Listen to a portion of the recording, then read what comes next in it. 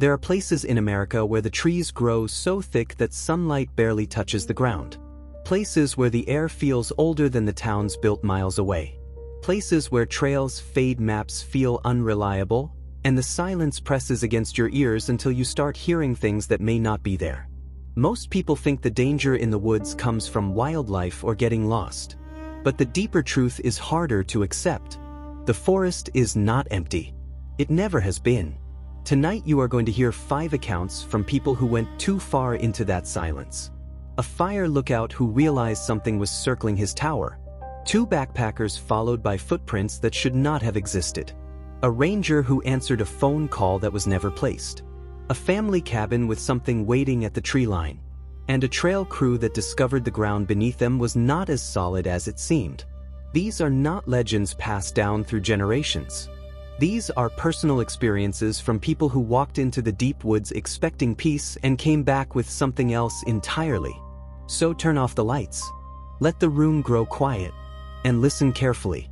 Because once you hear what waits out there, you may never look at a forest the same way again. That I took the fire lookout job because I thought I needed silence. I had just gotten out of a bad relationship and wanted something far away from people and phone signals and traffic. The position was in northern Idaho, deep inside a national forest where the trees grow so thick they block out entire sections of sky. The tower sat on a ridge that required a 5-hour hike just to reach. No road access. No nearby station. Just a small wooden structure bolted into rock and surrounded by endless forest in every direction. When they dropped me off with supplies for 3 weeks, the mule handler told me most lookouts quit early. He said the isolation gets to people. I laughed because isolation was the whole point for me. The first few days felt peaceful in a way I had never experienced before. The air was sharp and clean. Wind moved across the canopy like slow ocean waves. During daylight, I scanned the horizon for smoke. At night, I wrote in a journal and listened to the forest breathe. Owls. Distant coyotes. Branches shifting. By the 5th evening, I started noticing something strange near the base of the tower. The stairs to the lookout were exposed, spiraling down the outside of the structure. About 30 feet below, the trees began. Around dusk, I kept seeing subtle movement just inside the tree line. Not stepping out into the clearing. Just staying where shadow met shadow. I assumed elk at first. There were plenty in the area. But elk graze. They moved through. This movement stayed in one place. It circled. Slowly. Like something pacing. I told myself it was perspective. The wind shifting branches. Light playing tricks. But every night at almost the exact same time the movement returned. Always circling. Always just out of full view. On the 7th morning I climbed down to check the rain gauge. The soil around the base of the tower had turned soft from a recent storm. That is when I saw the footprints. Bare human footprints. They formed a near-perfect ring around the tower supports. Deep impressions in the mud like whoever made them had been walking slowly and repeatedly over the same path. The toes were long. The arches high. Larger than my own boots. There were no tracks leading into the clearing. No tracks leading out. Just the circle. I stood there for a long time trying to make sense of it. The clearing was open. Pine needles scattered across flat dirt. If someone had walked in from the forest, there would be a trail of prints. There was nothing. I climbed back up and locked the hatch. That night the pacing started earlier. I could hear it clearly now. Slow compression of soil.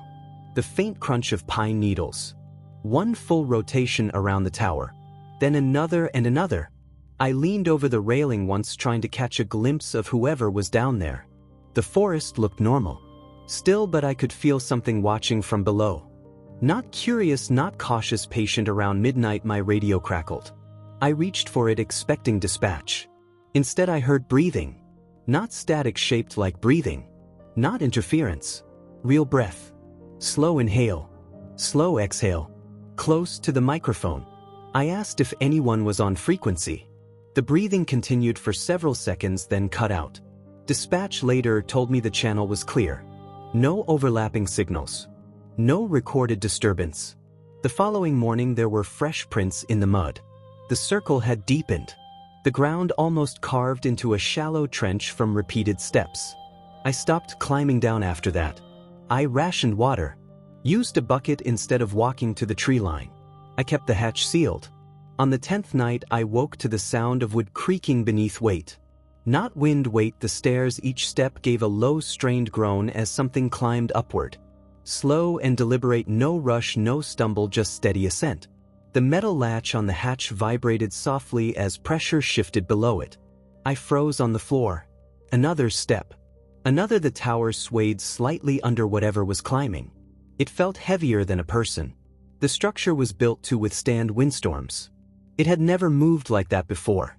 The steps stopped directly beneath the hatch. Silence filled the tower so completely I could hear my own pulse in my ears. Then the handle of the hatch moved. Slowly, not rattling, not shaking, turning, testing. I pressed my back against it with all my weight. My hands locked around the metal brace. I did not make a sound. I do not know how long it stayed there. Minutes, maybe an hour. Eventually the pressure disappeared. The stairs creaked again, but this time descending. One step at a time. By sunrise I had not slept at all. When the relief ranger arrived 2 days later, I refused to climb down until he was physically in sight. I watched him hike up the ridge from miles away through binoculars just to be certain it was real. When I finally descended with him, he stopped halfway down the stairs and stared at the tower walls. There were long vertical gouges carved into the wood, starting near the base and running all the way up, deep enough to expose fresh splinters, as if something with immense strength had dragged its fingers upward along the structure. I had not left the tower since the night it climbed. The ring of footprints in the mud was gone. The ground looked untouched, smooth, undisturbed. We inspected the perimeter together. Nothing. When we reached the bottom, he asked me why there were handprints burned into the underside of the hatch door. Darkened marks like something had gripped the wood with such pressure that the friction left stains. I never told him about the pacing or the breathing. I resigned before the next fire season. Sometimes at night I still wake up expecting to hear steps climbing toward me. Slow, heavy, patient, and the worst part is this. Whatever was circling that tower never tried to force its way inside. It just wanted me to know it could reach me whenever it decided to. My cousin Mark and I had been backpacking together since we were teenagers. We were both from North Carolina and grew up hearing stories about the Appalachian backcountry, about how parts of it feel untouched and older than the towns built around it. We always brushed those stories off as folklore meant to scare tourists. Last October, we decided to hike a lesser-used stretch of trail that branched away from the main Appalachian route. It cut through dense forest and followed a narrow ridge for nearly 12 miles before looping back toward a gravel access road. According to online forums, very few people camped along that section because it was harder to reach and had no scenic overlooks. That was exactly why we chose it. The first day was normal. The woods were quiet, but not unnaturally so. Squirrels moved through fallen leaves. Birds shifted above us. We set up camp just off the trail in a small clearing surrounded by tall hemlocks. We hung our food bag high between 2 trees and made sure it was secured properly. Bears were common in the area. That first night, I woke up around 2 a.m. with the feeling that something had changed. I could not explain it, but the air felt heavier. I listened carefully. No insects, no wind, just stillness. Eventually, I convinced myself it was nothing and went back to sleep. In the morning, Mark was already outside staring at the food bag. The bottom had been sliced open. Not ripped, not clawed. It looked like someone had taken a blade and cut a clean horizontal line through the fabric. The knot at the top was still tied exactly how we left it. None of the food was gone. Even the jerky was untouched. We both tried to rationalize it. Maybe a raccoon with sharp teeth. Maybe fabric tension split under weight. But the cut was too precise. Too intentional. We hiked another 4 miles before setting up camp again near a narrow creek. That night we made sure to double-check everything. Food secured. Perimeter clear. Sometime after midnight I heard footsteps. They were slow and deliberate, circling the edge of our campsite. Leaves compressed under steady weight. Not the random scurry of an animal. Not the heavy crashing of a bear. These steps were careful. Measured. They moved around my tent once. Then again I held my breath listening. The footsteps never approached directly. They maintained distance, like something walking the boundary of an invisible line. At one point the steps stopped directly behind my head. I could feel presence through the thin layer of nylon. The fabric of the tent pressed inward slightly as if something leaned close. Then I felt it, a slow dragging sensation along the side of the tent, starting near the ground and moving upward in a straight line. Not clawing, not ripping, just tracing. The footsteps resumed after that and continued circling for what felt like hours. When morning came, neither of us had slept much. We stepped outside and immediately saw the marks. A perfect indentation in the dirt circling both tents. The soil was compressed into a smooth ring like someone had walked the same path over and over. There were no clear footprints inside the ring, just the circular depression. At each corner of our campsite sat a small stack of stones. 3 stones per stack, neatly balanced. They had not been there the night before. Mark wanted to leave immediately. I agreed. We packed quickly and returned to the trail.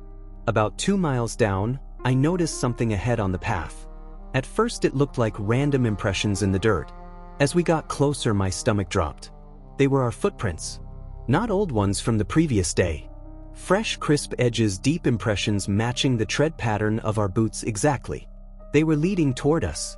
The prints started around a bend in the trail and continued straight in our direction for at least 20 yards before stopping directly in front of where we stood. There were no return tracks. Mark did not say anything. He just stepped off the trail and began moving downhill through thick brush. I followed without arguing. We pushed through briars and uneven terrain for nearly an hour before reconnecting with the main trail farther south. We reached the gravel road by late afternoon and drove home in near silence. A few days later, I was cleaning my gear when I found something lodged in the side pocket of my pack. 3 small stones stacked carefully inside the mesh. I never told Mark. What unsettles me most is not the footsteps or the tent or even the impossible trail prints. It is the precision. Whatever followed us was not acting randomly. It was patient. It was organized. And it knew exactly where we were going before we did. I worked as a park ranger in western Montana for almost 4 years. Most of my shifts were routine patrols, campsite checks, wildlife reports, and the occasional lost hiker. The park itself was massive, stretching across miles of forest, old riverbeds, and abandoned sections that had been closed off decades ago after a landslide destroyed part of a campground. The closed campground sat about 6 miles from the active ranger station where I worked nights. The road leading to it was gated and chained. Officially, no one was allowed past that point. Over time, nature had started reclaiming the old sites. Trees grew through cracked asphalt. Picnic tables had rotted into the ground. It was the kind of place that felt forgotten. Inside the ranger station, there was an emergency landline connected only to a call box installed at that old campground. It was put there years ago before the closure. Technically, it should not have worked anymore, but it was never removed from the system. In my entire time working there, it had never rung. Until one September night. It was 2:03 a.m. when the phone rang. The sound startled me because it was different from the regular office line. Lower. Sharper.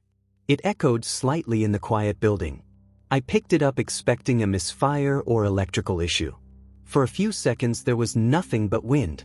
Not static. Not distortion. Real wind moving through open space. Then I heard breathing. It was wet and uneven, like someone trying to inhale through a blocked throat. There were no words. No attempt to speak. Just struggling breath layered over the sound of wind. I identified myself and asked if the caller needed assistance. The breathing continued for several seconds. Then the line went dead. I immediately contacted dispatch to trace the call. They told me no outgoing signal had registered from the campground line. According to their system, the emergency phone had not been active. I should have left it there. I should have assumed it was a glitch. Instead, I grabbed my flashlight and drove out toward the closed gate. The forest at night feels different when you are alone. The headlights cut through darkness, but beyond that beam, everything feels alive and watchful. When I reached the gate, the chain was still locked exactly as it had been earlier that week. No sign of forced entry. I parked and climbed around the barrier on foot. The walk down to the campground took about 15 minutes. My boots crunched over old gravel and fallen branches. The deeper I went, the quieter it became. Even the usual nighttime insects were absent. When I reached the old main loop, my flashlight caught the emergency call box immediately. The metal casing hung slightly open. The receiver was off the hook, dangling by its cord and swaying gently as if it had just been dropped. The ground around it was soft from recent rain. That is when I noticed the footprints. Bare human footprints pressed deep into the mud. They circled the call box over and over again, forming a ring just like someone walking in a slow, repetitive pattern. The impressions were deeper near the phone and lighter toward the outer edge, as if the pacing had gradually tightened. I felt a chill move through me because the pattern looked familiar in a way I could not explain at the time. Then I saw another set of tracks overlapping the bare footprints. Boot prints. Standard Ranger issue tread. My boots. The pattern matched exactly. Same wear on the heel. Same slight outward angle on the right foot. The boot prints began near the tree line about 20 feet away. They walked directly to the call box. Stopped. Then circled once. Then returned to the tree line. I had never been there before that night. I stood frozen for several minutes trying to rationalize it. Maybe another ranger with similar boots. Maybe I had forgotten a previous patrol. But I knew that was not true. The campground had been off limits since before I was assigned to this district. I stepped closer to the call box and slowly lifted the receiver. It was cold and damp. When I pressed it to my ear, I heard nothing at first. Then I heard breathing. Slow, steady, not through the line. Behind me. I turned quickly, flashlight beams sweeping across broken picnic tables and tree trunks. Nothing moved. Nothing stood there. The forest looked empty. When I looked back at the mud, the bare footprints seemed slightly deeper than they had moments before. As if something invisible had shifted weight inside them. I backed away carefully and returned to my vehicle. The entire drive back to the station, I kept checking the rearview mirror, expecting to see someone in the back seat. When I arrived, I checked the activity log to document what happened. According to the written log, I had signed out for patrol at 1:28 a.m. and returned at 2:12 a.m. My signature was there. The handwriting matched mine. During that time, I distinctly remembered sitting at the desk reviewing paperwork. I remembered the hum of the overhead light. The untouched coffee beside me. Security camera footage from inside the station showed me sitting at the desk the entire time between 1 o'clock and 2:30 a.m. I never left the building. I requested a transfer before winter. Officially, I cited burnout and relocation closer to family. A month after I left, I received a call from a former coworker. He told me the emergency line had rung again. Same time. Same breathing. When he went to check the campground the next morning, the mud around the call box was dry and undisturbed, except for a single set of boot prints leading from the tree line to the phone. Standard Ranger issue tread, with a slight outward angle on the right foot. Every fall, my family rented the same cabin in rural Oregon. It sat at the edge of a massive stretch of national forest where the trees grew so thick they formed a solid wall of dark green behind the property. The cabin itself was small and old but sturdy, with a gravel driveway out front and a wide backyard that ended abruptly at the tree line. As kids, we were allowed to play anywhere in the yard but never beyond the trees. My parents were strict about that rule. They said it was easy to get lost and that wildlife was unpredictable. At the time, I thought they were just being cautious. When I was 16, something changed. The first night of that trip, I woke up at exactly 3:07 a.m. I remember the time because the red numbers on the clock were the only light in the room. I did not wake from a dream. I woke with a feeling. The kind where your body reacts before your thoughts catch up. It felt like being watched. My bedroom window faced the backyard and the tree line beyond it. There were no outdoor lights behind the cabin. Just darkness and the faint outline of tree trunks against a slightly lighter sky. I stared at the trees for a long time before noticing something was wrong. One shape did not match the others. The trunks were straight and evenly spaced. This shape was taller and thinner. It seemed slightly darker than the surrounding trees. At first, I assumed it was just a trick of shadow. But the more I stared, the more certain I became that it was not rooted to the ground like the others. It stood just inside the forest. Too still. Too narrow. As my eyes adjusted, I realized the shape was not perfectly vertical. It leaned slightly forward, and what I had mistaken for irregular bark looked more like long limbs hanging loosely at its sides. I could not see a face, just a head-shaped mass tilted at an unnatural angle. I told myself it was imagination and forced my eyes away. Eventually, exhaustion pulled me back to sleep. The next morning I went outside casually, pretending to stretch and walk the yard. I approached the tree line slowly. The ground near the edge of the forest looked disturbed. The soil was darker in a long horizontal strip, as if something heavy had been dragged parallel to the cabin. The disturbed line extended across the entire width of the yard but stopped exactly at the boundary between grass and trees. I did not tell my parents. The second night I woke again at 3:07 a.m. This time I did not hesitate to look. The shape was closer. It now stood at the very edge of the tree line, where grass met forest floor.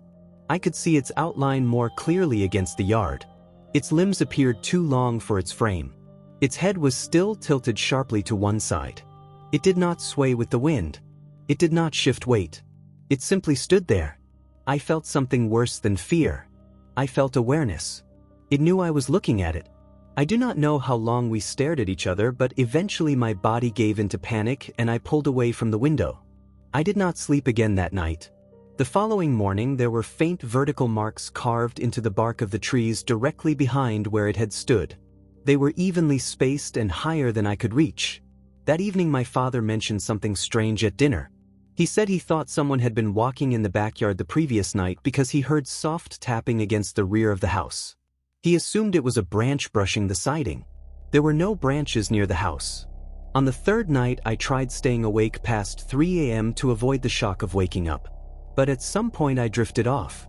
I woke to tapping. Slow, steady, coming from the window beside my bed. I did not want to look. Every instinct told me not to. The tapping continued in a consistent rhythm, almost thoughtful. After several minutes I forced myself to turn my head. The shape was no longer at the tree line. It stood directly outside my window. Its body stretched upward beyond the top of the frame. I could see long, thin arms bent at awkward angles. The head remained tilted, but now it was close enough that I could make out two darker hollows where eyes should have been. One elongated finger tapped gently against the glass. Not trying to break it, just testing it. I froze completely. I do not remember breathing. I do not remember blinking. After what felt like an hour, the tapping stopped. The figure remained motionless for several seconds longer before slowly retreating backward. It did not turn around. It did not step normally. It seemed to glide backward until it reached the tree line again. Then it disappeared between the trunks. In the morning I ran outside before anyone else woke up. There were no footprints in the grass. No depressions. Nothing disturbed. But there were thin vertical scratches on the outside of my window. For lines running from near the bottom of the frame almost to the top. Too evenly spaced to be random damage. Too high to be from any animal common to that area. We left that afternoon as scheduled. The following year my parents chose a different cabin. They never gave a clear reason. Years later I casually asked my father why we stopped renting that place. He paused for a long time before answering. He said he once woke up during that trip and looked out the back window around 3 a.m. He saw something standing at the edge of the yard, watching the house. He thought it was a trick of the light until it slowly turned its head toward his window. He never looked out there again. I still wake up sometimes at exactly 3:07 a.m. And every time I do, I have to resist the urge to check the tree line outside my own home. When I was in college, I signed up for a volunteer trail maintenance program in Colorado. It sounded simple enough. A week in the mountains clearing debris, reinforcing erosion barriers, and repairing sections of old mining trail that had not been maintained in years. I wanted the experience and the extra credit. I also wanted to prove to myself that I was comfortable in deep wilderness. The section we were assigned to sat far beyond the usual hiking routes. It took nearly 6 hours by truck and then another 3 on foot to reach our base area. The forest there was dense and uneven. The ground felt hollow in certain spots from long collapsed mine shafts dating back to the late 1800s. Locals had warned us not to wander off trail because the earth could give way without warning. There were 5 of us in the crew along with one supervisor named Grant who had worked those mountains for over a decade. On the first 2 days everything felt normal. Hard labor during the day. Exhausted sleep at night. The forest was quiet but not unsettling. On the 3rd afternoon I noticed something strange while digging out a drainage channel. When I drove my shovel into the soil I felt resistance at first, then sudden emptiness. The blade punched through what should have been solid ground and sank nearly a foot lower than expected. When I pulled it back up, the metal edge was coated in dark wet mud that smelled rotten. Not like ordinary soil. More like something that had been sealed away without air for a long time. Grant told me to avoid that patch and move a few feet over. He said the old shafts ran unpredictably underground. It was probably just a hollow pocket. That night we set up camp close to the worksite. Around midnight I woke to a faint knocking sound. 3 dull thuds spaced evenly apart. At first I assumed it was someone shifting gear or adjusting a tent stake.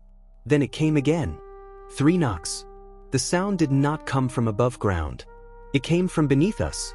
I pressed my ear against the sleeping pad. The earth felt soft. Almost padded. 3 knocks again. Across camp I heard one of the others unzip his tent. He whispered into the darkness asking if anyone else heard it. No one answered because we were all listening. The knocking moved slowly from one end of the campsite to the other. Always 3 knocks at a time. As if something heavy was testing the soil directly under each tent. Eventually it stopped. The next morning we discovered shallow rounded depressions in the ground beneath where each of us had slept. Not collapsed tunnels. Not animal burrows. Just smooth upward pressure marks like something had pushed against the surface from below and then withdrawn. Grant looked unsettled for the first time all week. He told us we would finish early and head back the next afternoon. Before leaving I went back to the area where my shovel had broken through the soil. The ground looked untouched. No hole. No loose dirt. It was as if the earth had sealed itself overnight. Except for one detail. A small circle of stones had been arranged neatly on the surface directly over the spot. 5 stones. Balanced carefully. None of us admitted to placing them there. On our hike out, the forest felt different. Quieter. Heavier. I kept noticing subtle vibrations under my boots. Faint tremors that could have been imagination or distant rockfall. About halfway down the trail I felt something shift beneath my right foot. Not a collapse. More like pressure pushing upward for just a second before settling again. That night back at the ranger outpost, Grant pulled me aside. He asked if I had heard the knocks clearly. I said yes. He hesitated before telling me something I wish he had kept to himself. Years earlier another volunteer crew had worked near the same section. One of the students went missing. There were no signs of struggle. No footprints leading away. No cave-in. Search teams combed the area for days. They never found him. What they did find were small circular stone arrangements placed along sections of the trail where he had last been seen working. Grant said the official explanation blamed unstable terrain. A hidden shaft collapse. But there was never any evidence of disturbed ground. 2 weeks after returning home I was cleaning mud off my boots. That is when I noticed something wedged deep in the tread of my right sole. It was not a rock. It was a small flat stone carefully pressed into the pattern of my boot like it had been placed there deliberately. I do not remember stepping on it. Sometimes when I walk alone at night I feel subtle vibrations through concrete or hardwood floors. Faint. Rhythmic. 3 slow thuds. Waiting beneath. And I cannot shake the feeling that whatever was under that mountain did not stay there. I decided to hike the Olympic National Forest alone because I needed distance from everything that felt loud and crowded in my life, and I chose late fall intentionally because fewer hikers meant fewer interruptions, fewer reminders that civilization was only a few miles away. I wanted the kind of silence that settles into your bones, the kind that makes you aware of your own breathing and nothing else. The trail I picked was marked as moderate difficulty, a loop that cut through old-growth forest before reconnecting with a service road about 12 miles later. I studied the map carefully the night before, memorized the switchbacks, noted the elevation gain, and downloaded an offline version of the route just in case my signal dropped. I had done solo hikes before and considered myself cautious, not reckless. The first 2 miles were exactly what I expected. Moss covered everything, thick green layers wrapped around tree trunks and hung from branches like damp curtains. The air smelled of cedar and wet soil. My boots sank slightly with each step, and the only consistent sound was the distant rush of a river somewhere below the ridge. Around mile 3 the forest began to feel denser, not visually at first but spatially, like the air itself had thickened. The trees stood closer together than they had earlier, their trunks rising straight and tall before vanishing into a gray canopy that filtered out most of the daylight. I checked the time and realized it was barely past noon, yet the light looked closer to early evening. I told myself this was normal for old-growth forest, that the canopy naturally blocked sunlight, but a quiet tension started forming in my chest that I could not explain. By mile 4 I noticed the trail narrowing, the packed dirt path shrinking into something more like a deer run, winding between trees in subtle curves that did not match the mental image I had formed from studying the map. I stopped walking and opened my GPS. The blue dot showed me exactly where I expected to be, right on the marked trail, heading into a gentle left curve before a gradual incline. But the physical trail in front of me bent sharply right instead. I assumed the digital map might be slightly off, so I followed the physical path. The forest floor dipped slightly, then curved left again in a looping arc that felt unnecessary, like the trail was winding for no clear reason. I glanced at the GPS again and noticed the line on the screen had not curved at all. It still showed a straight stretch. That was the first moment I felt something close to unease. I stepped off the trail briefly to look at the surrounding terrain, trying to orient myself by landmarks, but every direction looked identical: dense vertical trunks, damp undergrowth, muted light filtering down through layers of moss and branches. There were no distinctive rock formations or clearings to anchor my sense of direction.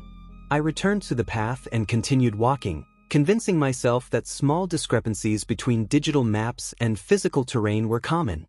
10 minutes later I saw the tree. It was a massive cedar with a trunk wide enough that I could not have wrapped my arms halfway around it. Its bark was deeply ridged and dark with moisture. At eye level, carved directly into the bark, was my name. Not scratched lightly, not recently etched in a hurried motion, but cut deep and deliberate, each letter formed with careful pressure. The grooves were wide and slightly weathered, edges darkened by sap and dirt as though the carving had been there for months, maybe longer.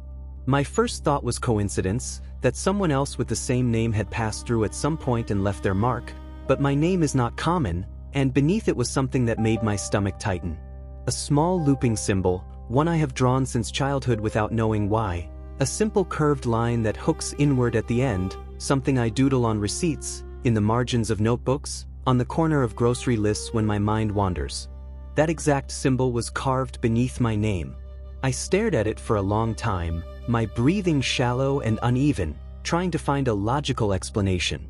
Maybe I had visited this forest years ago and forgotten. Maybe I carved it myself during some earlier trip and simply could not remember. But I had never been to this part of Washington before. The forest felt different after that discovery, as if something had shifted quietly while I stood there. The distant sound of the river was gone. The faint rustle of wind through leaves had stopped. It was not that the forest became silent, it was that the silence became heavier, pressing inward from all directions. I turned slowly and looked back down the trail I had walked. It no longer curved. It stretched straight back between evenly spaced trees that looked subtly unfamiliar, as if the arrangement of trunks had changed while I was facing the cedar. I checked my GPS again and it still showed me on the correct route, yet the blue now appeared slightly off-center from the marked trail line. I felt a creeping realization that I might already be lost. I decided to retrace my steps carefully, moving slowly and paying attention to every detail. The ground beneath my boots felt slightly softer than before, the impressions deeper, as if the soil had grown looser in the span of minutes. After what felt like 15 minutes of steady walking, I saw the cedar again. The same massive trunk, the same dark bark, my name carved at eye level. But this time the carving looked fresh. The wood inside the letters was pale and raw, sap glistening along the edges like it had been cut only hours ago. The looping symbol beneath it looked newly etched, fine shavings of bark still clinging to the grooves. I stepped closer and noticed something else. Small curls of cedar bark lay scattered at the base of the tree. My hands began to tremble, and I looked down at them instinctively. There was dried sap on my fingertips. Thin streaks of amber that had hardened into a tacky film. I do not remember touching the tree. I do not remember carving anything. The air felt colder suddenly, and I became aware of a faint sound behind me, not footsteps exactly but the subtle compression of damp soil, as if weight was shifting from one foot to another just out of sight. I turned quickly. Nothing. Just trees. But the feeling of being observed intensified, no longer a vague paranoia but a distinct awareness, like eyes tracking my movement from somewhere within the forest. I began walking again, faster now, choosing a direction that seemed slightly downhill in hopes of reaching the river I had heard earlier. If I could find running water, I could follow it to a road. The ground sloped gradually, and for a few minutes I felt relief that I might be orienting myself correctly. Then I noticed the trees ahead bending inward in a subtle arc, forming a curved corridor that led back toward the cedar. I stopped abruptly. The forest was rearranging itself. Not dramatically, not in any way that would be obvious to someone glancing casually, but in small incremental shifts that altered my sense of direction just enough to keep me circling. I checked my GPS again. The blue dot spun slowly, recalibrating, then settled in a position that made no sense. It showed me standing directly on top of the service road at the end of the trail. There was no road in sight, only trees. The sound of soil compressing behind me returned, closer this time, slow and deliberate. I did not turn immediately. I stood frozen, listening, counting the seconds between subtle shifts of weight. 1, 2, 3. A soft exhale. I turned. Between two trees about 20 yards away stood a shape that at first glance looked like another trunk, tall and narrow, blending almost perfectly with the vertical lines around it. But as my eyes adjusted, I realized it was not rooted to the ground. It leaned slightly forward, its outline too symmetrical to be natural bark. It did not move. It did not need to. I felt an overwhelming certainty that the carving on the cedar was not a message left for me. It was a marker. Something that had been placed to confirm that I had entered the correct space. The shape shifted subtly, not stepping but narrowing and elongating in a way that made my vision blur. I stumbled backward and ran. I did not care about direction anymore. I pushed through undergrowth, branches scraping my arms and face, boots slipping in mud as I forced my body forward. The forest felt endless, repeating patterns of moss and bark and shadow. My lungs burned, and the sound of soil compressing followed me, never rushing, never closing the distance fully, just maintaining steady presence behind me. After what felt like miles, the trees ahead began thinning slightly. The light grew brighter. I burst through a final cluster of branches and found myself standing on a gravel access road. It was empty and silent. I turned back toward the forest and saw nothing unusual. The tree line looked perfectly ordinary, straight and still, no sign of bending corridors or shifting trunks. My GPS now showed me exactly where I was, at the edge of the service road at the end of the loop trail.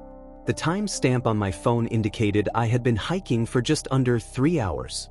It should have taken at least 5 to complete that section. I walked along the road until I found my car parked where I had left it, keys still in my pocket, everything normal. The drive home felt unreal, as though the forest had not fully released me. I kept checking my rearview mirror, expecting to see the shape seated behind me, tall and narrow against the back seat. That night, as I unpacked my gear, I noticed something at the bottom of my backpack. Small curls of cedar bark. Dozens of them. Fine, pale shavings mixed with bits of dried sap. My hands began trembling again, and I checked my fingernails carefully. Beneath them, embedded in the cuticles, were thin splinters of cedar wood. I do not remember carving my name, but when I washed my hands, the water in the sink turned faintly amber as sap dissolved from my skin. For weeks afterward, I had dreams of walking that same trail, watching the path bend subtly in front of me, trees leaning inward in patient arcs. In the dreams I always find the cedar again, and my name is carved deeper each time, the letters widening, splitting the bark apart. The looping symbol beneath it grows larger too, until it resembles not a doodle but a spiral. A spiral that leads inward. Sometimes I wake up with the faint smell of cedar in my room, sharp and clean, and I find small flecks of bark on my bedside table. I have not returned to that forest, but I know something about it now that I did not understand before. Some trails are not meant to take you somewhere new. Some trails are designed to bend until they lead you exactly where you were always meant to stand. And once your name is carved into the trees, whether you remember carving it or not, the forest does not forget. It only waits for you to walk the path again. I drove into the National Forest in Northern California on a Friday afternoon because I wanted 2 nights where no one needed anything from me, no work calls, no family errands, no noise other than wind and trees and the occasional distant bird, and I chose a dispersed camping area specifically because I had done the developed campgrounds before and never slept well with strangers nearby, car doors slamming, voices carrying, headlights sweeping across tent walls. I wanted a place that felt empty enough to reset my head. I planned it the way I always did. I checked Forest Service updates. I mapped out where the dirt road became rough. I packed extra water because I knew the creek lines could be dry late season. I brought a small folding saw and a headlamp with fresh batteries. I told a friend which general area I was going to be in, and I promised myself I would keep it simple, set up before dark, cook something easy, read a little, sleep early, wake up with that clean morning feeling you only get when you fall asleep to the open air. The drive-in felt normal at first, the highway turning to smaller roads, the towns thinning out, the cell signal fading in and out, then finally the turnoff onto a Forest Service road marked by a small brown sign that looked sun-bleached and half-swallowed by brush, and after that it was gravel and dust, the kind of road that rattles your teeth and makes you drive with both hands on the wheel even when it looks straight, because any sharp rock can slice a tire out there and you do not want to discover that after dark. As I climbed higher, the air changed, cooler and drier, the forest shifting from scattered oaks to taller pines, and the canopy started swallowing the light in that way it does when you get deep enough that the sun feels filtered even at midday, which I normally love, that hush of shade and needle smell and the soft carpeted ground, but that day there was something else riding under it, a feeling like I was driving into a place that had already decided how it wanted the evening to go. I reached the clearing I had pinned on my map a little before dusk, a flat patch of hard-packed dirt bordered by pines and manzanita, with a few old stumps and a ring of rocks that looked like it had been used as a fire pit more times than anyone could count. The site was perfect in the practical way, enough space to park, enough space to pitch a tent, enough distance from the main road that I would not hear occasional traffic, and at first glance it looked empty the way I wanted it to be. But the second I stepped out of the truck I noticed something about the fire pit that did not sit right with me. The ashes were not the dead gray I expected from an old cold pit. They were disturbed and uneven, like someone had stirred them recently, and there were a couple of blackened chunks of wood sitting on top as if they had not been burned all the way down. And what made it stranger was that the dirt around the pit had no obvious footprints, no scattered trash, no beer cans, no half-burned paper, none of the usual signs that someone had just camped there and left in a hurry. I told myself it could have been days ago and the forest just preserved the shape. Maybe the soil was firm enough not to show prints, maybe the wind moved the ash layer around, maybe I was overthinking it because I had been stressed lately and my mind wanted to read meaning into every detail. I unloaded my gear anyway, pulled my tent out, chose a spot near the edge of the clearing where the ground looked flat and free of roots, and I went through the motions that normally calm me down, spreading the ground tarp, snapping the poles together, fitting the tent into place, staking it down, all the little familiar steps that say this space is mine now, at least for a night. By the time I finished setting up, the light had faded into that gray blue that comes right before darkness, and the trees around the clearing looked taller and closer, their trunks becoming darker columns that made the space feel like a room with high walls. I made a small meal, ate it slowly, watched the last of the daylight drain out of the sky, and I noticed something else then, something that did not have a clear explanation. The forest was quiet in a way that felt staged, like the usual.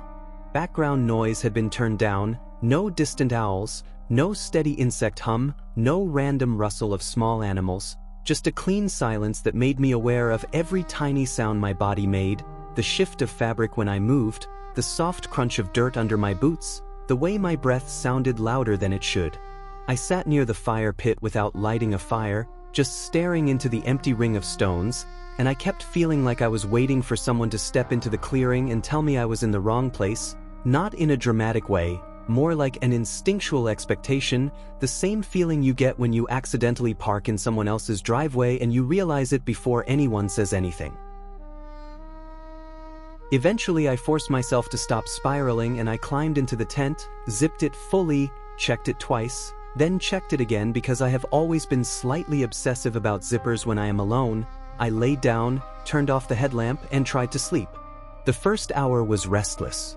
I kept waking up to nothing, that half-awake state where your mind tries to interpret random noises, but the noises were not random, and that is what made it hard to dismiss. Every time I started drifting off I would hear movement at the tree line behind my tent, not the frantic scurry of a raccoon, not the heavy crash of a deer, something slower, more deliberate, like careful steps stopping whenever my breathing changed, and when I held my breath it would continue, as if it was waiting for confirmation that I was still in there, still alive, still listening.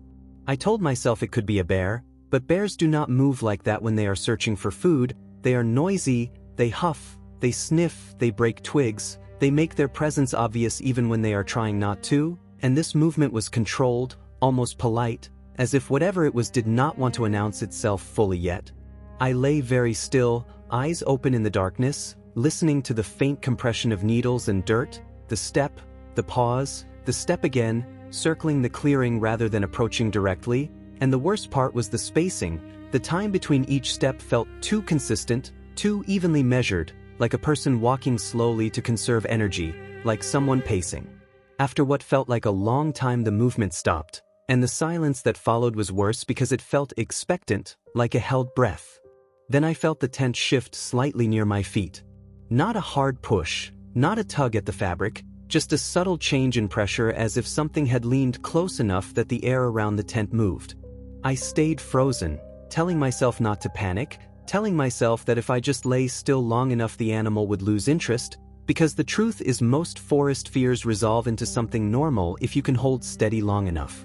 A soft sound came next, not from the woods, from the tent itself, the faint rasp of fabric sliding against fabric, the sound the zipper makes when it moves very slowly. I did not sit up. I did not reach for my headlamp. I stayed on my back and listened with every nerve in my body, and I heard it again, the zipper moving, careful, controlled, not the frantic tug of a branch catching on the flap, not the accidental slide caused by tension, but the deliberate opening of the tent by something on the outside. I felt my throat tighten and my hands went numb. I kept my eyes on the dark ceiling of the tent as if looking away could make it less real, and I listened until the sound stopped. The silence lasted a few seconds, then I felt the front flap relax slightly, the way it does when the zipper is not fully closed. I held my breath for what felt like forever. Nothing entered. No sudden attack. No loud noise. Just the knowledge that the barrier between me and whatever was outside had been tested, and not roughly, not angrily, just gently, like someone checking whether a door was locked. Eventually I could not stand it anymore. I reached slowly for my headlamp, turned it on at the lowest setting, and aimed it at the front zipper. The slider was not at the top where I had left it. It was down a few inches, just enough to create a small gap where cold air could seep in. I stared at that gap like it was a mouth. I wanted to leave right then, but I also knew the worst time to pack up and drive out is the middle of the night on an unfamiliar dirt road, so I convinced myself the safest choice was to stay inside the tent until morning, to keep the light off, to make no noise, to wait until I could see clearly. The hours crawled. Every so often I heard movement at the tree line again, slower now, closer to the clearing, and I kept imagining the shape of someone crouched in the darkness watching the tent glow faintly from my headlamp, and I turned the light off to avoid becoming a beacon, then turned it on again because darkness made me imagine too much, and the back and forth made me feel like I was losing control of my own mind. Sometime close to dawn I finally drifted into shallow sleep, and I woke again when the sky began to lighten and the tent fabric turned from black to deep gray. My muscles were sore from staying tense all night. I sat up slowly, listened, heard nothing, then I unzipped the tent fully and stepped out.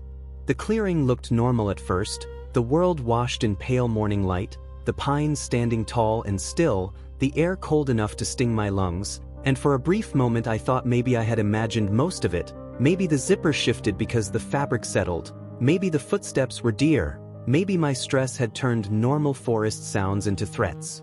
Then I saw the second fire pit. It was near the trees behind my tent, about 15 or 20 feet into the edge of the clearing, a ring of stones arranged neatly, cleanly, not the random pile you see when campers build a quick pit, but placed with a kind of symmetry that looked intentional, and inside that ring were fresh ashes, darker than the old pit in the center, with a few small charred branches that looked recently burned. The earth around it was flattened into a smooth circle like someone had sat there for hours, and the flattened area faced directly toward my tent. I walked toward it slowly, feeling cold spread through my chest. The dirt was firm and dry, and it showed almost no footprints, but the flattened circle was undeniable, the soil pressed down in a way that suggested weight, repeated shifting, the way ground looks after someone sits and leans and adjusts for a long time. I stared at it and realized something else. The circle was too clean, no scattered needles, no random debris, as if someone had brushed the ground before sitting, preparing the spot. I turned back to look at my tent and the distance between it and that pit, and I suddenly felt the night again, the silent steps circling the clearing, the zipper sliding open, the sense of patience. It felt like the second pit was not a coincidence. It felt like evidence, a physical confirmation that I had not just been spooked, that someone or something had been there, watching, close enough to touch the tent, and careful enough not to leave obvious tracks. I decided to pack up immediately. I did it fast and clumsy, stuffing gear into the truck rather than folding it properly, not caring about organization, just wanting to get out before the forest decided to change its mind about letting me leave. As I packed, I kept scanning the tree line, expecting to see someone standing just inside the shade, tall and still, blending with trunks, but the woods looked empty. The emptiness did not comfort me. It felt like the kind of emptiness you get when a room goes silent because everyone is listening. When everything was loaded, I climbed into the truck, started it, and drove out. The dirt road was the same one I came in on, the same ruts, the same branches scraping lightly along the sides, the same turns, but as I drove I kept feeling like I had lost time, like the road was longer than it should have been, like every curve led into another curve, and I kept checking my mirrors because the feeling of being watched had followed me out of the clearing, not as a presence in the truck, more like the forest itself was staring at my vehicle as it moved through it. After maybe 10 minutes I glanced in the rearview mirror and saw something that made my hands tighten on the steering wheel.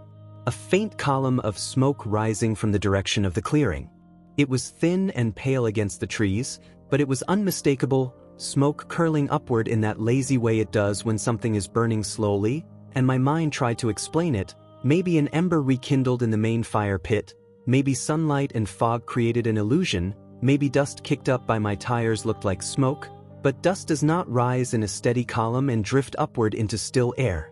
I told myself not to stop, not to turn around, because the forest does not need much to trap you if you voluntarily walk back into it.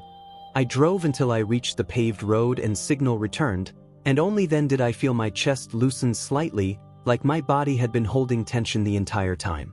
I went home, unpacked, took a long shower, tried to reset, and I told myself I would write it off as a strange night, an uneasy coincidence, a reminder that being alone in the woods can mess with your senses. But that night at home I woke up around 3 a.m., and the first thing I noticed was the smell. Not strong, not like a house fire, just the faintest trace of smoke in the air, the kind you catch in your nose when you walk past someone's fireplace on a cold night. I sat up and listened. My house was quiet. The windows were shut. There was no reason for smoke to be inside. I walked through the rooms, checked the kitchen, checked the heater, checked the backyard, found nothing. The smell faded slowly, like it had been carried in on a breeze that did not exist. The next day I went to clean my gear, and that is when I found something that made me sit down on the floor and stare for a long time. Inside my backpack, in the small side pocket where I keep a lighter and a folded map, was a tiny pile of ash. Not dirt, not dust, ash, fine gray powder with little black flecks, and mixed into it were small pine needles that looked recently burned at the tips. I emptied the pocket completely, thinking maybe it had spilled from my camp stove or from the old fire pit when I sat near it, but I never sat in the ashes, I never lit a fire, I never opened that pocket at the campsite, and the ash was too clean, too concentrated, like it had been placed there. I checked the rest of the bag and found more, a faint dusting of ash along the bottom seam, and the smell of smoke came back stronger when I opened the main compartment, like the bag had absorbed it deeply. I tried to rationalize again. Maybe my bag brushed the old fire pit stones, maybe ash was already in the pocket from a previous trip and I forgot, but I keep my gear clean. I am the kind of person who empties every pocket after each trip. I hate the feeling of crumbs and dirt hiding in seams, and I knew with a calm certainty that this was new. That is when my mind returned to the second fire pit, to the idea of someone sitting there in the dark, close enough to unzip my tent a few inches, and I started thinking about what it means to build a fire. A fire is not just heat, it is a signal, a marker, something you create to claim a space, to say I am here, this area is mine for now. The central fire pit in that clearing was old, it belonged to countless strangers who passed through, but that second pit felt different. It felt personal, like someone had built it not for warmth but for placement, for alignment, for watching, and the fact that there was smoke behind me after I left made it feel like whatever occupied that space did not just watch me, it responded to me leaving, as if it wanted me to know it could continue the night without me, it could keep the fire going, could keep the campsite active, like it had been waiting for company and then decided it did not need it after all. A week later I tried to forget the whole thing. Work took over, life filled back in, and I told myself that fear fades when you stop feeding it, but then something happened that dragged it back into my body like a hook. I was driving home late one evening on a quiet road near my neighborhood, and I smelled smoke again, faint but clear, and I looked around expecting to see a chimney or a backyard fire pit, but there was nothing, no houses with visible smoke, no burn piles, and as I kept driving the smell stayed with me, steady, consistent, like it was inside my car, and that is when I realized it was coming from my backpack sitting on the passenger seat, the same bag I had used in the forest, even though I had washed it, aired it out, even sprayed it lightly with odor remover. I pulled into my driveway, carried the bag inside, opened it, and found new ash in the side pocket again, just a small pinch, like a reminder. I started sleeping poorly after that, waking at night to check that my doors were locked, listening for small noises that did not belong, and I began noticing how the smell of smoke would appear at odd times, drifting into my awareness for a minute then fading. Once I smelled it in a grocery store aisle. Once I smelled it sitting at my desk at work when no one else seemed to notice. Once I smelled it in my own bed right before falling asleep, and that time I also heard a soft sound that made my stomach drop, the faint slide of a zipper somewhere in the room, not loud enough to locate, but distinct enough that my mind knew exactly what it was. I sat up, heart pounding, and scanned the darkness, and of course I saw nothing because the thing about that night in the forest was not that something attacked me, it was that something tested me. It opened my tent a few inches and then waited. It built a fire pit facing me and left no footprints. It let me drive away and then lit smoke behind me, and it did all of that with the kind of restraint that makes you understand you were never the one in control. Months passed, then winter, then spring, and eventually I was almost convinced it was over, just a bad night that clung to me longer than it should. Then in early summer I decided to do something I thought would help. I decided to go camping again, but not alone this time, and not dispersed, a normal campground with other people nearby, lights and noise, and the comfort of proximity. I told myself that the fear was attached to solitude, to emptiness, and that if I reclaimed camping in a safer environment, the memory would lose power. The first night at the campground was fine. I slept okay, woke up to birds, felt normal, and I started believing I had broken whatever mental association I had built. On the second night I went to bed early, zipped the tent fully, checked it twice, and I drifted off. I woke up to the smell of smoke. Not faint this time, stronger, present, like a nearby campfire, and I assumed someone had lit one late and the wind carried it, so I rolled over, half asleep, and that is when I heard the zipper. The slow, careful slide of fabric and metal. Not my zipper being opened, not yet, but a zipper sound nearby, close enough that my body went instantly cold. I held my breath. The smell of smoke thickened. Then I heard it again, and this time I could tell it was coming from the front of my tent. I did not move. I did not reach for my light. I listened until the sound stopped, and when I finally dared to look, the front zipper was down a few inches, the exact same amount as the night in the forest, the same small gap, not wide enough to see a face, just wide enough to let cold air in, wide enough to let you know someone was there.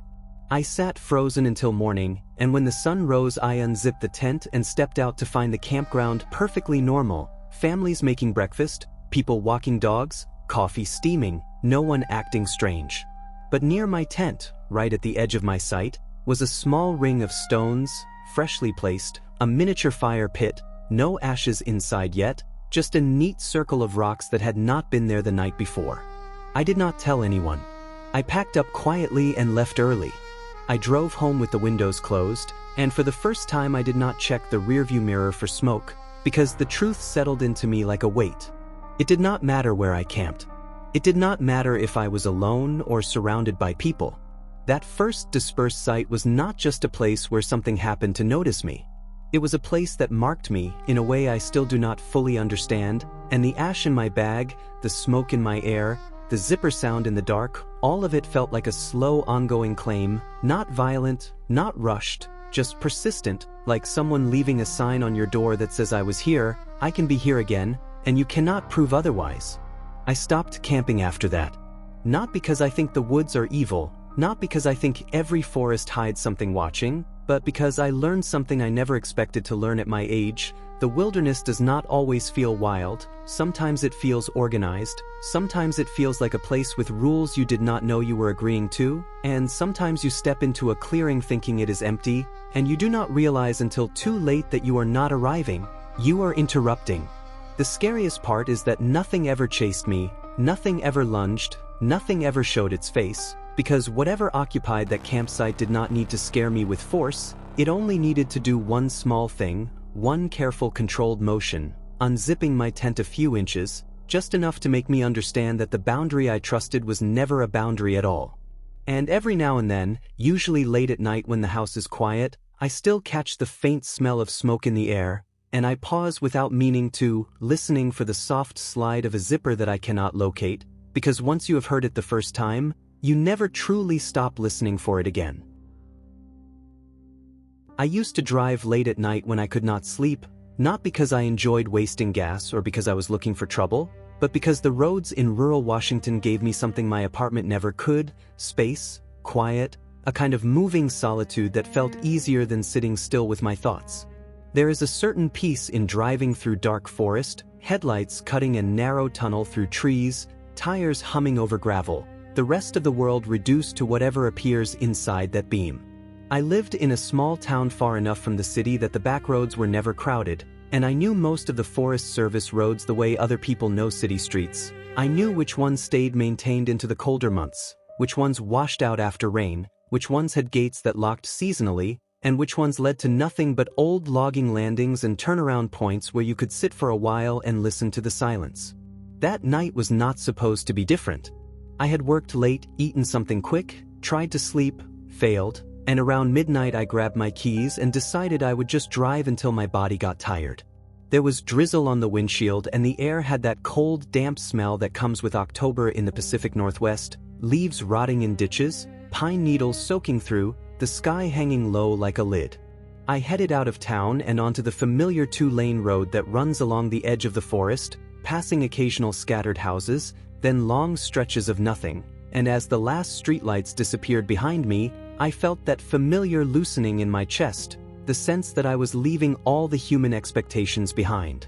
After about 20 minutes I saw a small sign on the right, one of those brown Forest Service signs that blend into the trees if you are not looking for them, and I realized it pointed toward a road I had never taken. That was unusual because I had explored most turnoffs in that area, but the sign looked newer than the others, the reflective coating still bright, the numbers easy to read even through drizzle, and something about that made me curious. The road itself was wide enough for a truck, freshly graded gravel, no deep ruts, no overgrown brush scraping the sides, which immediately made it feel safer than most spur roads, and I told myself it was probably a newer access route for maintenance or logging, something added since the last time I wandered out here. I turned in. The shift from pavement to gravel changed the sound inside my car, a steady crunch replacing the hum of asphalt, and I slowed down instinctively, both hands on the wheel, watching for washboard ridges or hidden potholes, but the road stayed smooth, curving gently through trees that were tall and straight, their trunks dark with rain. For the first 5 minutes everything felt normal, just the quiet concentration of driving at night, headlights moving over wet gravel and ditch lines, occasional reflective posts marking bends. Then I noticed the road was climbing steadily, but I could not feel the incline the way I usually do. The engine did not strain, my ears did not pop. It was like the road was rising without changing anything else.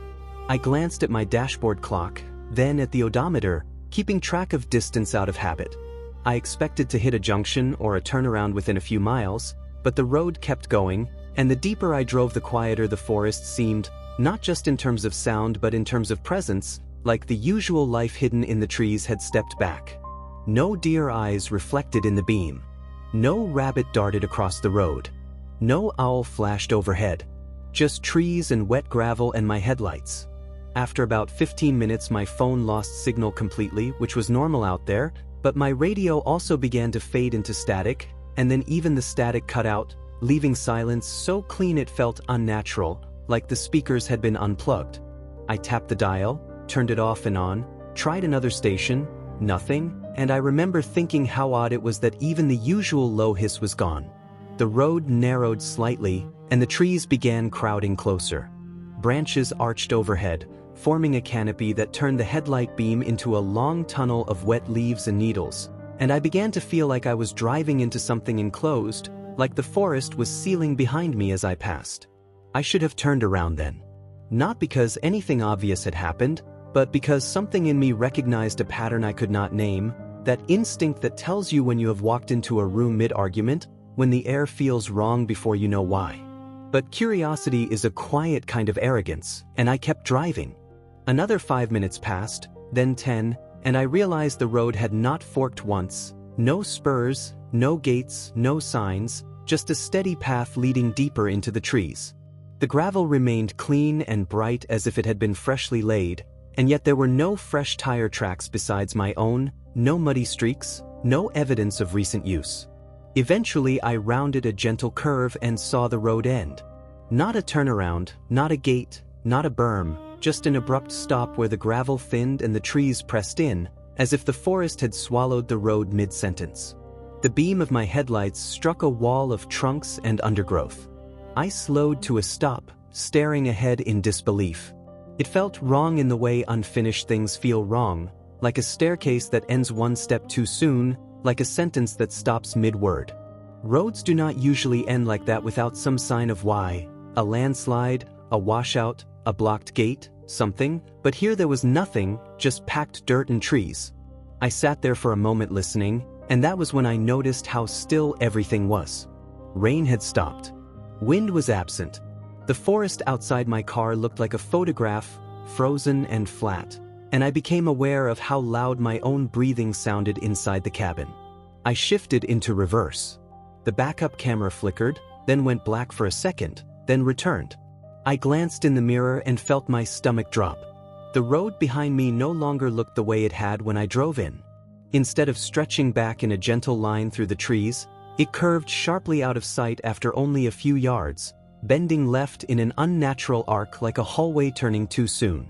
I stared hard, trying to understand if it was perspective, if the trees were playing tricks, but the curve was too immediate, too sharp, and I was certain the road had been mostly straight.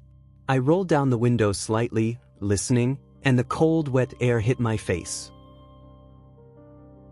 I expected to hear the distant hiss of rain on leaves, but there was nothing, and the silence outside was thicker than silence should be, like sound was being absorbed. I stepped out of the car. The gravel felt damp under my boots. My headlights cast long shadows between trees. I stood for a moment letting my eyes adjust, then I walked a few steps around the front of the vehicle to see the end of the road again, to confirm it was real. The road really did stop there, and yet the gravel looked freshly laid right up to the edge, as if someone had built it yesterday and then decided not to finish the last 10 feet. I turned back toward my car, and my heart punched against my ribs. There were footprints in the gravel around my vehicle. Bare footprints, deep enough to be clear despite the firmness of the road, circling the car in a slow ring. Not scattered, not random. A deliberate loop, as if someone had walked around the vehicle again and again while I sat inside. The prints were large, longer than my foot, toes splayed slightly, the heel impression deep. They overlapped in places, creating a track that looked worn in. I stared at them, trying to find a trail leading away, a direction, something that made it make sense. But the footprints did not lead into the forest, they did not trail off down the road, they simply circled, tightening closer near the driver's side door, then widening again near the back bumper, like whoever made them had spent most of their time on my side of the car. I looked up quickly, scanning the trees. That was when I saw the shape. Between two trunks at the end of the road, just beyond where the gravel stopped, something stood upright in the shadows. At first it looked like another tree, tall and narrow, but the outline was wrong, too straight in places, too smooth in others, and it leaned forward slightly, as if it was peering into the headlight beam without stepping into it. It did not move. It did not need to. My body reacted before my mind could form words, a cold flush spreading from my neck down my back, and the air felt suddenly thinner, like breathing required effort. I stood frozen with my hand hovering near my door handle, not wanting to turn my back on that shape, not wanting to look away long enough to get inside. A thought came to me then, clear and sharp, and it made the situation worse, not better. This road was not a road. It was a channel. A corridor built to bring me here, to this end point, to this wall of trees, to this exact spot where the headlights would light the trunks just enough to show a gap between them. I do not know why that thought felt true, but it did, like the forest had guided me with gentle curves and fresh gravel and a new sign, like it had made the path appealing so I would take it willingly. I grabbed the door handle and got back into the car. I locked the doors even though they were already locked, then started the engine. The headlights remained steady, and the shape at the end of the road still stood there. I shifted into reverse. The car rolled back a few feet, and then my tires hit something that was not there before, a subtle ridge in the gravel like a lip, and the vehicle jerked slightly. I looked in the mirror again and saw the curve behind me had become tighter, almost like the road was trying to fold itself. The forest on either side seemed closer, like the trees had leaned in. Panic began rising in my throat. I stopped reversing and shifted into drive again. For a moment I did not know what I was doing, then I realized the simplest choice. I would drive forward, straight through the end of the road, into the trees, because the alternative was backing down a road that no longer obeyed its own shape. It sounds insane now, but in that moment it felt like the only move that was not controlled by whatever had altered the road behind me. I accelerated. The front tires left the gravel and hit dirt and undergrowth. Branches scraped loudly along the hood and windshield. The sound was violent, harsh, the car shaking as if it should have stopped, as if it should have slammed into trunks, but it did not. Instead, the trees did not resist. They were there, and then they were not, like the car passed through a thin curtain of branches rather than solid forest. The scraping grew louder, then suddenly stopped, and the world shifted. The headlights lit asphalt. I jerked the steering wheel, brakes squealing, and the car fishtailed slightly before I regained control. I was on the main highway. Not a Forest Service road, not a gravel track, the main paved highway that runs miles away from where that turnoff should have been. The trees on either side were thinner, the sky above more open, and in the distance I could see the glow of town lights that should have been far behind me. I pulled onto the shoulder and sat there shaking, hands locked on the wheel, trying to understand how I could have gone from a dead end deep in the forest to the highway in the span of seconds. My phone signal returned immediately, bars jumping to full. The radio hissed back to life. Cars passed occasionally, their headlights sweeping over me like normal reality reasserting itself. I wanted to believe I had gotten turned around somehow, that I had taken a different road back without noticing, that I had confused myself in the dark. But my odometer said otherwise. The mileage did not add up. I had not driven far enough for any of that. I drove home slowly, checking the mirrors constantly. The whole time I expected to see bare footprints in my rearview mirror, pacing the road behind me, but of course there was nothing, just darkness and occasional headlights. When I finally parked at home, I sat in my driveway for a long time before getting out. I told myself I would look at the car, check for scratches, check for dirt, confirm something physical happened, because if there was nothing, it would mean the entire thing could have been some kind of dissociative episode, a stress hallucination, something my mind created. But when I stepped out, the front of my car was covered in wet pine needles and thin twigs, tangled around the grille and caught under the wipers, and there were long, fresh scratches along the sides, proof that I had driven through something.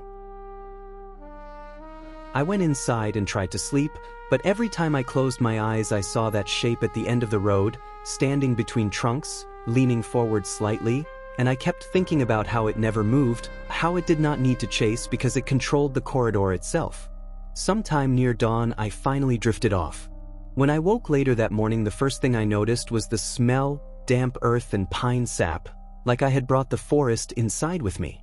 I opened my curtains, sunlight filling the room, and for a few minutes I almost felt embarrassed by my own fear, like maybe I had just freaked myself out driving too late. Then I went outside to clean the car. The back windshield caught my eye immediately. There were faint handprints on the inside of the glass. Not smudges on the outside from wet branches, not streaks from dirt, but clear palm prints pressed against the inside surface, as if someone sitting in the back seat had placed both hands flat on the glass and pushed gently. The prints were positioned high, higher than my shoulders would reach from the back seat. The fingers were long, the spacing wide. I stared at them for a long time, then I checked the other windows. There were no prints anywhere else.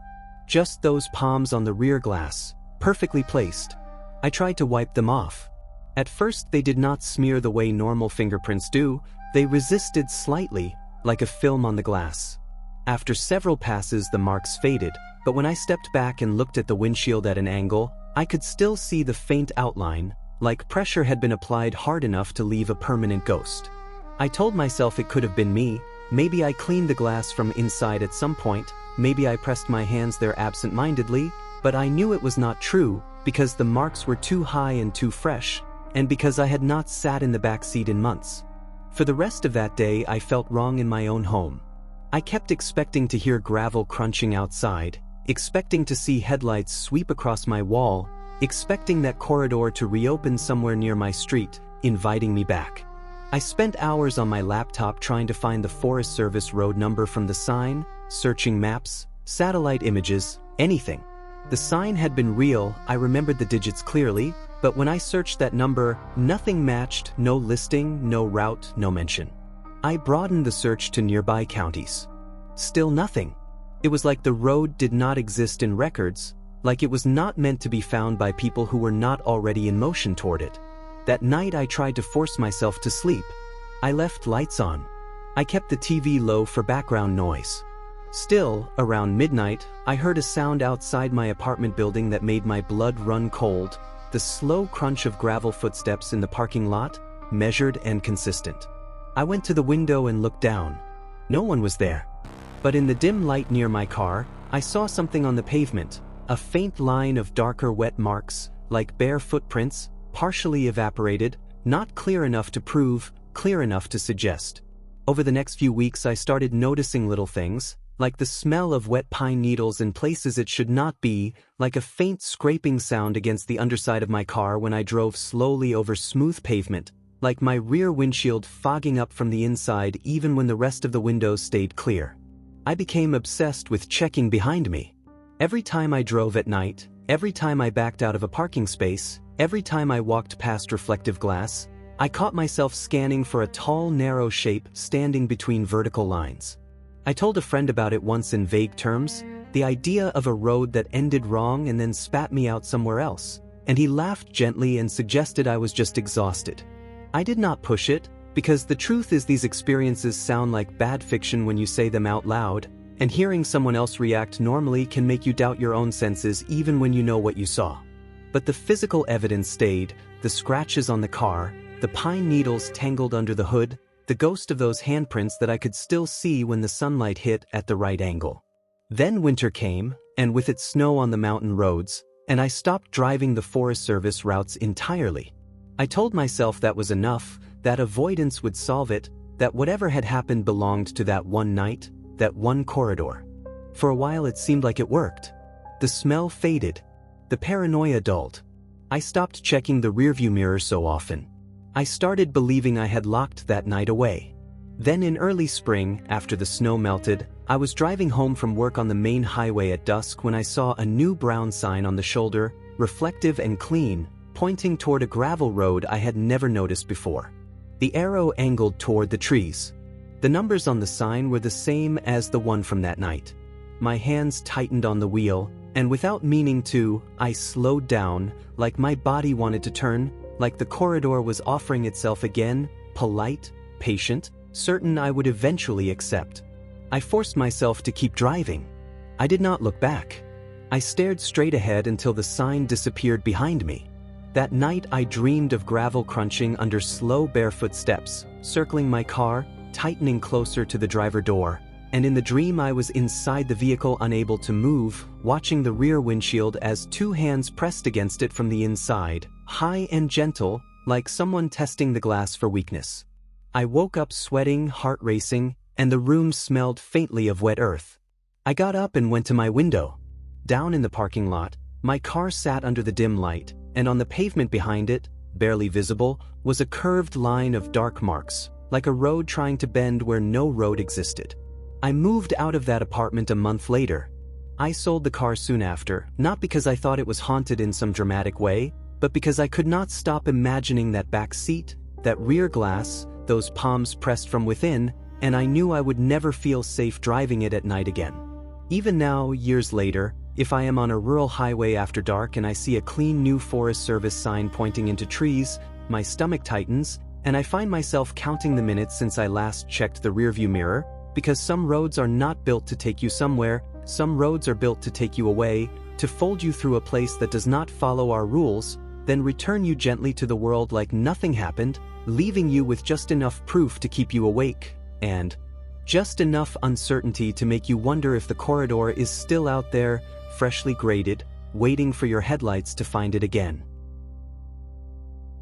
I grew up in Pennsylvania where hunting season is treated less like a hobby and more like a calendar event, something that divides the year into before and after, and I learned early that the woods in late fall are a different world from the woods in summer, colder, quieter, stripped down to bare branches and damp leaves, the ground soft with mud and decay, and the air carrying sound in ways that can make you feel watched even when you know you are alone. I had hunted since I was a teenager, not as some reckless thrill but as a routine, a way to be out there, to bring food home, to sit with silence and feel a kind of focus that modern life does not allow. That year, the year this happened, I was in my late 20s, steady job, steady routine, nothing dramatic going on, and I decided to hunt a familiar piece of public land that I had used for years, a section of state forest with a few old logging trails, some thick brushy pockets, and a long shallow clearing that deer often crossed at dawn. I knew the area well enough to walk it in the dark without a flashlight if I had to, and I had a stand set up along the edge of the clearing where I could see the far tree line, the spot where deer usually emerged, cautious and quiet, pausing to sniff the air before stepping out. I woke up around 3 in the morning, ate something small, drank coffee, packed my gear, and drove out while the world still felt half asleep. The roads were empty, the sky black, frost gathering along the edges of fields, and by the time I parked near the trailhead the first hint of dawn was still hours away. I walked in with my headlamp on low, careful not to splash through puddles too loudly, careful not to break branches, because in hunting you learn that the forest notices every careless sound, and you learn that silence is not just an absence, it is a tool. The climb up to the stand took about 40 minutes, and when I reached it I shut off my headlamp and let darkness settle. The stand was strapped to a thick oak overlooking the clearing, high enough that my scent would drift above ground level, and I settled in, pulled my hood up, and waited. For the first hour everything felt normal, the usual waiting, the slow ache of sitting still, the gradual shift from black to deep gray as the sky lightened, and the forest began to wake in small quiet ways. Usually at that time I would hear birds first, faint chirps in the branches, then the sound of squirrels moving, then the occasional distant call, But that morning the woods remained strangely still, so still that I could hear my own heartbeat if I focused on it. I told myself it was just one of those days. Sometimes the forest is quiet, sometimes the wind is wrong, sometimes animals keep their heads down, but the stillness felt thicker than that. It felt like the entire area was holding itself in a pause. Just after dawn, when the light finally became strong enough to see the outline of the far tree line, I noticed movement. A deer stepping out of the woods on the opposite end of the clearing, its body partially obscured by low fog that clung to the ground. At first I felt that familiar calm, the simple shift of attention, because seeing a deer in the first light is always a relief. It means the morning is starting the way it should. The deer took 2 steps into the open and stopped. That alone was not unusual. Deer often pause, testing the air, scanning for danger, but what was unusual was how still it remained after stopping. It did not lower its head. It did not flick its ears. It did not shift weight. It simply stood facing my direction. I raised my binoculars slowly, careful not to make sudden movements, and I looked at it more closely. The fog made details soft, but I could see enough to know something about its posture was wrong.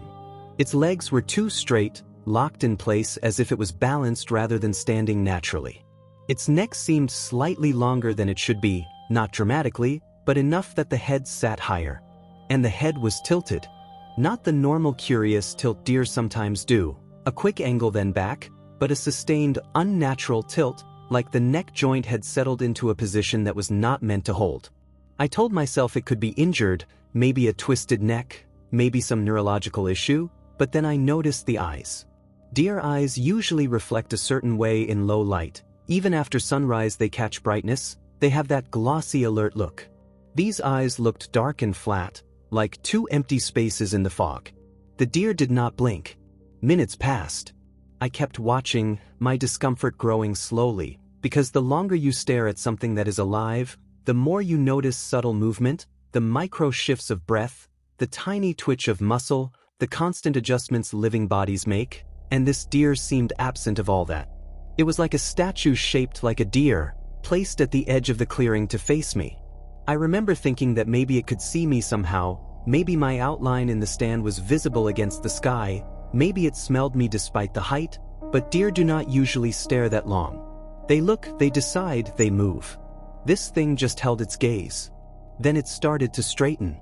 At first it was so subtle I almost thought I imagined it, the spine lifting slightly, the shoulders rising, and then I realized what I was seeing was not a deer stretching, it was a deer unfolding, like it had been compressed into a deer shape and was now slowly returning to something else.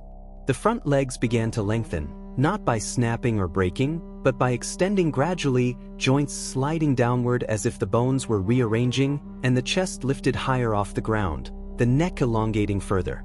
The head remained tilted, but now it was not just a tilt, it was an angle that looked like a person leaning their head to the side in curiosity. The deer stood taller. Too tall. And the way it stood changed, the front legs no longer held the same rigid animal stance. They began to hang slightly forward, elbows bending in a way that resembled arms rather than legs. The hind legs remained planted, but the hips rose higher, stretching the body upward. My mouth went dry.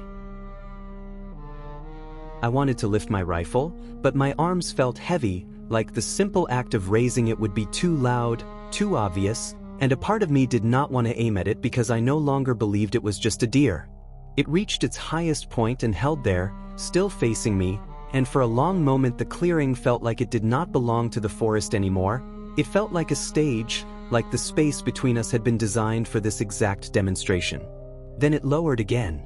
Slowly, smoothly, like a puppet being eased back down, the limbs shortening into the proportions of a deer, the spine settling, the posture returning to something closer to normal, and after it regained that deer stance it turned its head forward, no longer tilted, and walked back into the tree line.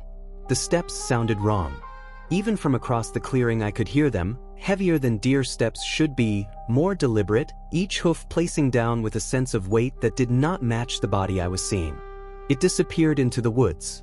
I stayed frozen in the stand for what felt like an hour, listening for any other movement, scanning the clearing, trying to understand what I had witnessed. Eventually the morning progressed, the fog thinned, the light strengthened, and the forest began making normal sounds again, small birds calling, leaves rustling, a distant squirrel chatter. The return of normal noise felt like waking up from a strange dream, but I knew it was not a dream because my body still carried the shock, my muscles still tense, my throat still tight. I climbed down around mid-morning and walked toward the clearing, telling myself I needed to inspect the ground, to find tracks, to give my mind something concrete.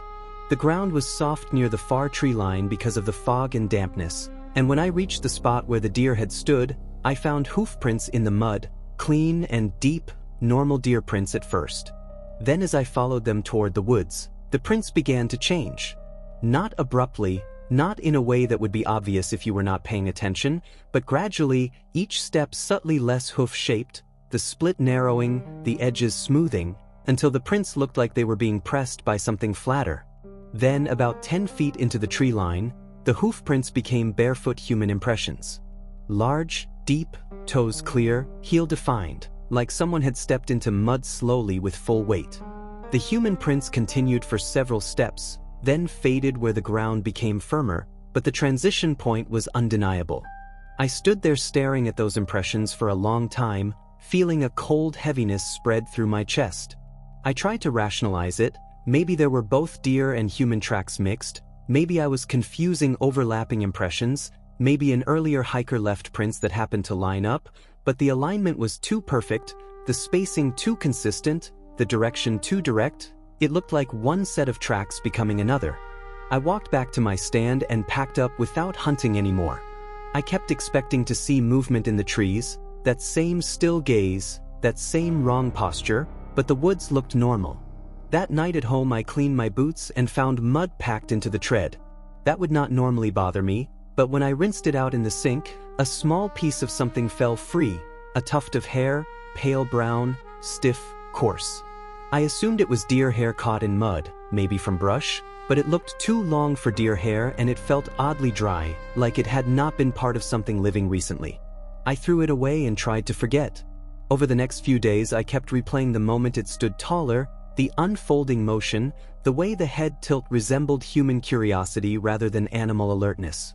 I found myself searching online for explanations: chronic wasting disease, neurological injury, strange behavior in deer, anything that could give me a normal answer, but nothing explained that posture, nothing explained the tracks.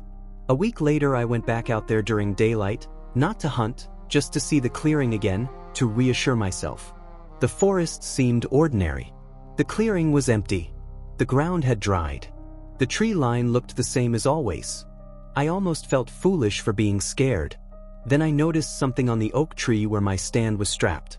At about shoulder height, carved into the bark, was a small mark, a looping curve that hooked inward at the end. The same kind of symbol people carve absent-mindedly, the kind of mark that means nothing to anyone else, but it was fresh, pale wood exposed, and I knew I had not carved it. It felt like a signature, not a threat. A reminder that it had been there too, close enough to touch my tree. After that I stopped hunting that section of forest. I told people I was busy, I told them I wanted to try new land, I told them I lost interest, but the truth is I stopped because I could not shake the feeling that the deer in the clearing had not wandered into my sight by accident. It had stepped out deliberately to face me, to hold still long enough for me to notice it, to show me something it did not need to show.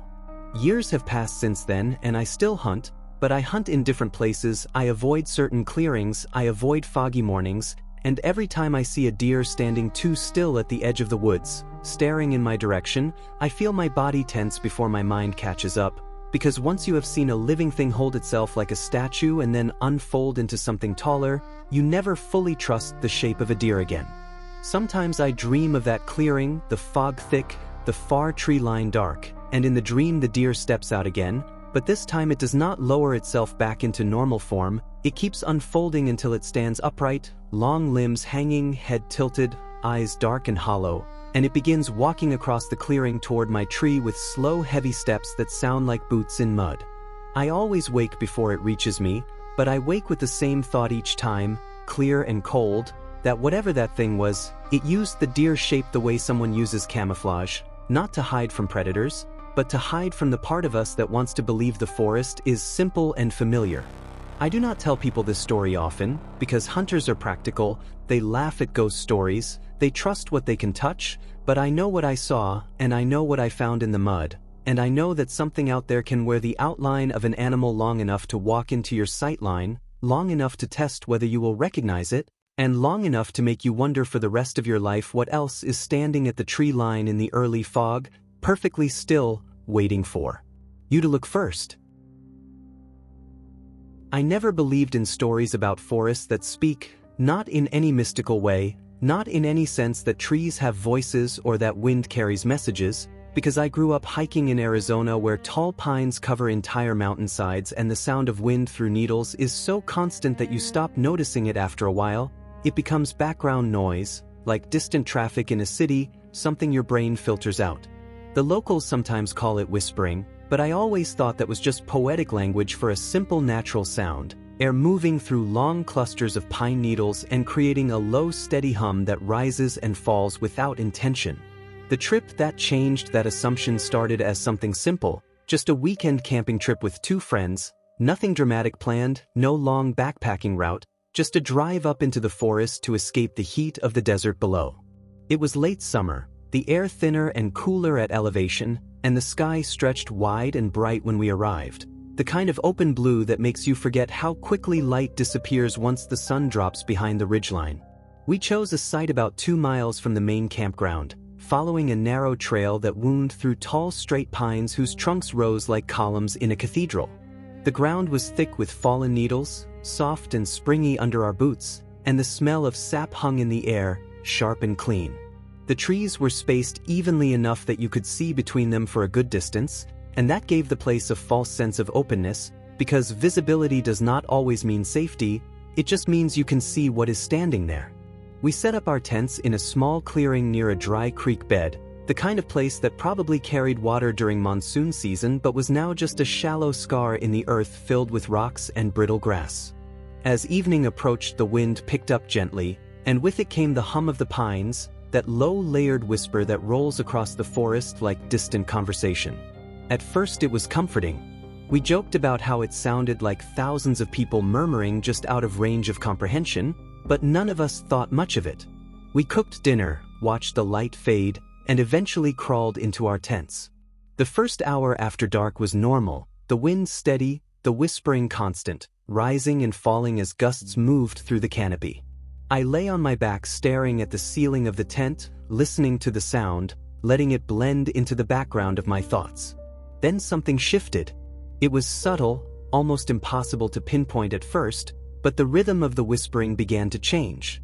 Instead of random gusts rising and falling unevenly, the sound started forming patterns, clusters of noise followed by pauses that felt intentional.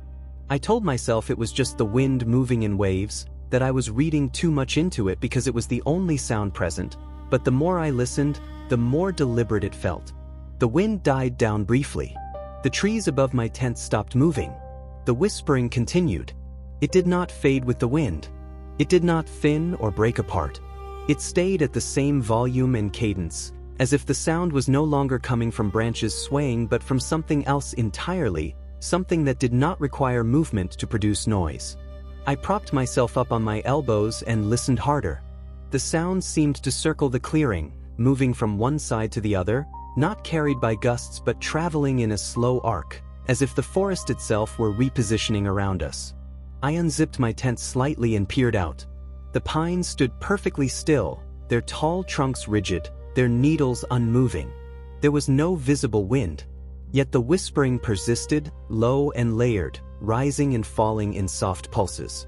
I told myself it was just residual noise echoing between trees, but deep down I knew that was not how sound worked. I lay back down and tried to ignore it. After several minutes I noticed something else. The pattern of the whispering was beginning to match my breathing. When I inhaled slowly, the sound seemed to swell slightly, and when I exhaled, it dipped. At first I thought it was coincidence, but I deliberately changed my rhythm, quick shallow breaths, then longer ones, and the sound followed, not perfectly at first, but gradually sinking, like something calibrating itself. My chest tightened. I stopped breathing for a moment. The whispering continued at the previous rhythm for a few seconds, then adjusted to the absence, flattening into a steady hum. When I resumed breathing, the pulses resumed too. It felt like something was listening to me and responding. I lay completely still, afraid to move, afraid to give it more data, and that is when I realized the sound was not just above me in the canopy anymore, it was closer, lower, as if the pine needles scattered on the ground around my tent were participating. The floor of the tent began to vibrate slightly, not visibly, but enough that I could feel a faint tremor through my sleeping pad. It was subtle, rhythmic, like a distant engine idling, except there were no engines for miles.